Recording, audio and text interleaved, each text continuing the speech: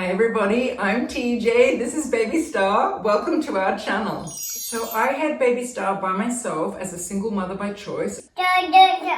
So when I gave birth to her, I was actually 48 years old. So I've already made a video about what it was like being pregnant at the age of almost 50. You can see that video here. I'll put a link down the bottom in the description. But basically, I felt amazing during my pregnancy. I felt physically great. And ironically, it was much more difficult being single and pregnant than it was being 48 and pregnant. So I'm going to start by talking about what it was like being pregnant and single in an emotional sense. One thing you need to know about me is I have always wanted to have a partner. I'm a very romantic person. For as long as I can remember, probably since I was a teenager, I've yearned to find that beloved, to find that life partner. So that was a big thing for me, letting that go. There was a lot of grief around that, around me missing that boat and having to end up doing this by myself. And it really wasn't until I was 46 and a half that I even came to the point of considering doing this by myself. That's how long I waited to meet that man. And I've made another video talking about the moment when I realized I'd run out of time and that I needed to do it by myself and why I made that decision. So you can see that here.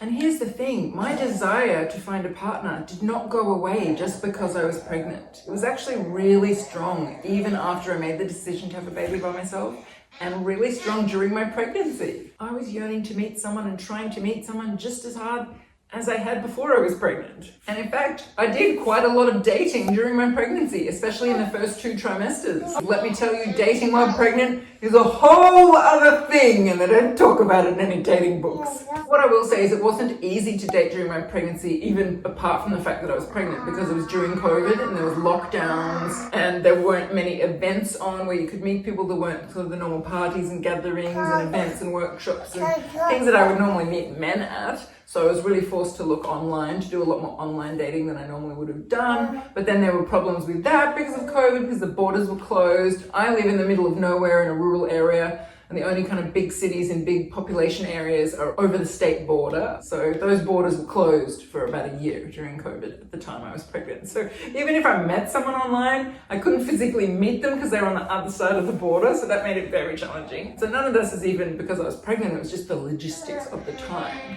But on top of that, I did notice within myself this yearning to keep dating and meeting someone during my pregnancy. And I assume it was actually probably hormonal because, let's face it, hundreds of thousands of years ago, a woman did need a man to look after her once she had a baby. You know, we really are programmed to try and find a mate to look after our offspring. So my drive to find a partner is actually stronger when I was pregnant than it had been before, which is ironic. You'd think I would have let it go because I decided to have a baby by myself, but it was actually strong. Interestingly, it's completely gone away now. As soon as I gave birth, I just forgot all about men. I honestly haven't thought about them at all for the last year. Like, I have had no interest in meeting new men or tried to go dating. I'm so 100% focused on this baby. She's meeting all my needs for connection and bonding and cuddling. And I just, my hormones have changed. I'm not interested. I'm not thinking about it. But when I was pregnant, it was a big thing for me. I actually did meet one man during that pregnancy who I really liked, and he really liked me, and we were very compatible. But we met online. It was during the COVID time, and he was on the other side of the state border, so we couldn't meet in person, but we were having lots of phone calls and video calls and really getting to know each other. And I kept waiting for them to open the border so that I could meet up with him in person and tell him I was pregnant, because I didn't want to tell him that over the phone. I wasn't trying to hide it. I was just waiting for the right time to tell him in person. And that didn't come, and so I ended up telling him over the phone, and it was a disaster because it turned out he did not want children, and I normally vet for that, but for some reason I mustn't have vetted for that on Bumble anyway, so that was really, really heartbreaking. And that took up quite a few months of my pregnancy, working through that, getting over that, slowly ending the thing between us because we really were drawn to each other, but obviously I'm about to have a baby, he didn't want children. Incompatible. So that yearning to meet the partner definitely stayed with me throughout my entire pregnancy. Quite honestly, if we'd been in a car accident on the way to the hospital when I was in labor and some lovely man had rushed over to help us get out of the car and he had been an eligible man, I probably would have been thinking, interesting, nice man. Like, I literally would have been open to meeting someone on the way to the hospital. That's how strong that yearning was. It did not go away until the day I gave birth. As I said, it's gone now, 100% gone. I haven't thought about men for a year. So that was definitely one of the challenges of being pregnant and single and still having that yearning to meet someone. And I never really found a resolution for that during my pregnancy. I'm just thankful it went away. Kitty, coming over, little walking baby, little walking baby. I do have to say, apart from that yearning to meet a partner, which I had had my whole life, not just because I was pregnant, I'd had it for 30 years, so that was there still. But other than that, I didn't have any really strong feelings about needing a partner because I was pregnant. So I know some women, when they're pregnant, you know, maybe if they're really nauseous or they're really unwell, they might be feeling, oh, I wish I had someone here to help me. I wish I had someone here to rub my feet. I wish I had someone here to look after me or to drive me around. I didn't need any of those things because I was having a really, really easy pregnancy. I had lots of energy. I was feeling great. It was really only towards the very end that I started to have some, you know, aches and pains, and she was pushing down from this part of my tummy, so it was hurting to bend over, and you know, you start to get a bit big and you're a bit ungainly. It's harder to get up and down, but you know, but for most of the pregnancy I didn't have any issues, so I was never having those thoughts. I wish I had a man could rub my feet, or I wish I had a man could comfort me. Like, I had set up quite a large support structure before I even started the IVF process, so I always had people to turn to for emotional support. I had friends to call.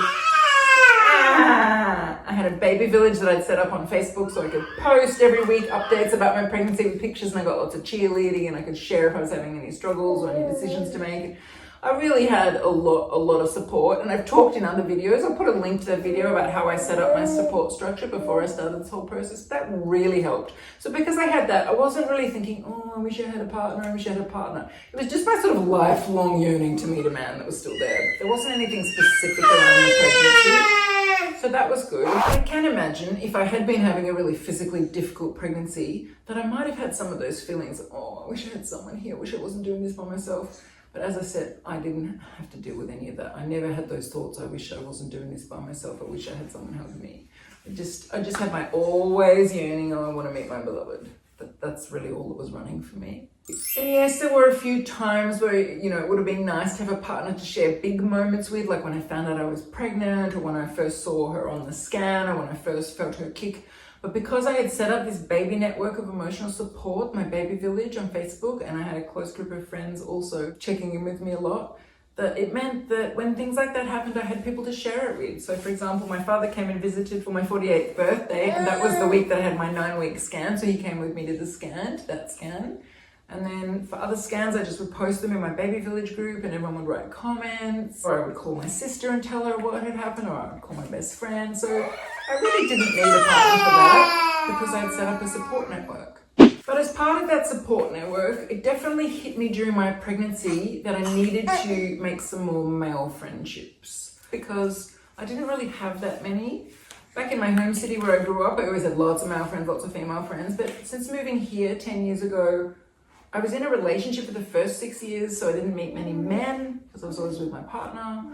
And then after that broke up in the last few years, I have met a few men, but it's different when you're meeting people later in life and you're just seeing them at events or gatherings. It's not like meeting people at university where you see them every day. So I didn't have those really deep, lifelong male friendships that I have in my home city. I knew a few men a little bit in the area, and I just was determined to strengthen those friendships and to make some new male friendships because I really wanted to have a circle of uncles around my baby when she was born. And not just for practical reasons, like I might need some help. She's walking past the camera. I might need some help putting together a crib or something, but just also for that kind of masculine emotional support, which is really important if you're a single mum by choice and you don't have an actual brother. I don't have an actual brother, I have a father and he's fantastic, but I knew I needed some brothers.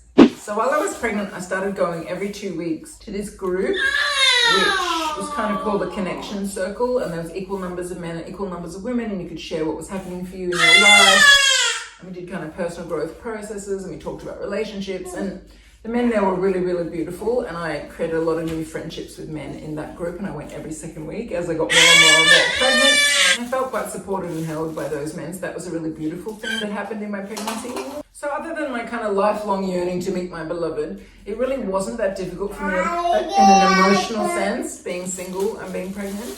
There was one moment in the pregnancy when it was very difficult, but I'll share that later. But for the rest of the time, it was actually fine. I had a lot of support. I was really empowered. I felt really good about being single. If If you have any questions that you'd like me to answer, please put them in the comments below and I'll do my best to answer them either in the comment or I'll make a video about it.